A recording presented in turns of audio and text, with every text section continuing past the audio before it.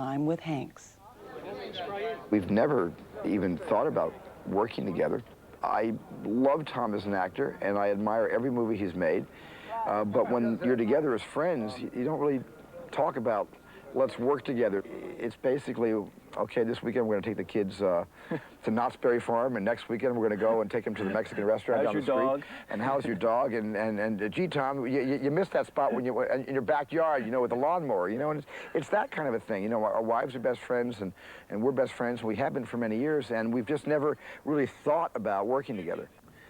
Look around you here for a second. I mean, we are in the middle of one of the most elaborate sets that I've ever seen for World War II. It's dirty, it's dank, it's muddy, and I get the feeling you just love this. It's an opportunity to bring out part of that childhood imagination that so many of us have to kind of stifle in our adult years. Is this why you got into making films in the first place? Was it because of that wonderful childhood imagination that you could then bring out and share with other people?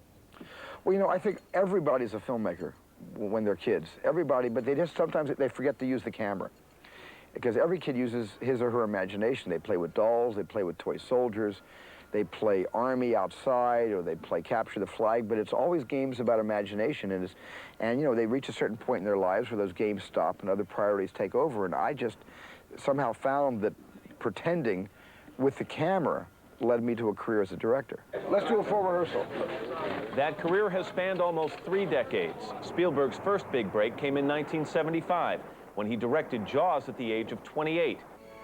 Okay, he's a man from outer space, and we're taking him to his spaceship. Well, can he just beam up? This is reality, Fred. But it was E.T. that made him a household name.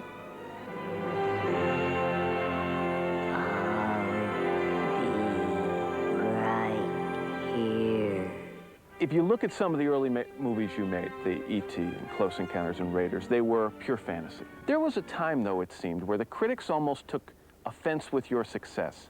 And they started to say, yeah, but there's no depth. There's no message. There's no character. Did that bother you when they started saying those things? Well, it did, because I always felt that there was character and depth and all those things in a lot of my films. Not all of them. They were right some of the time to say that there was no depth or character, but a lot of my movies, Close Encounters especially, is really as a character-driven movie. You know, you couldn't have had emotional response to the end of the picture to a machine flying overhead unless those characters had delivered your heart to that final third act. How does it feel to know that your name has almost become an adjective? I mean, people use the name Spielberg almost when they're describing something grand and of quality and of enormous scope. It's as if you've become a brand name, as opposed to only a director. I think I am. Probably, yeah, brand name. It's interesting. I mean, it's like a Rolls-Royce is more than a car. And a Spielberg movie has almost become more than just a movie. Well, I like that. I like that. I mean, I think that's wonderful. You know, I can't really see that in myself. Do you think there'll come a time where you'll have a better perspective on the impact you've had on this business?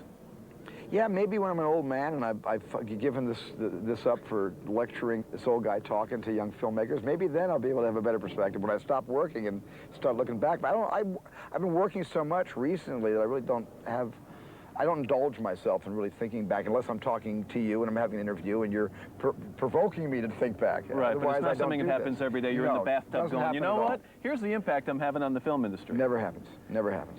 I read somewhere that you said that you'll probably never make a movie better than Schindler's List. Do you think you'll make one as good as Schindler's List? I don't know. I don't know. It was an extraordinary experience, the most profound experience I ever had as a filmmaker, and I can't imagine having an experience more profound. Then how is it going to work these days, in some ways feeling as if the high watermark of your career may be behind you? There's always hope that something else will come along that will inspire me and take me to that same place. At least I know what that mark is. I never knew there was that pinnacle, and now I know that, you know, what that tastes like, what that feels like, and maybe someday that'll happen to me again, but it hasn't so far. As those guys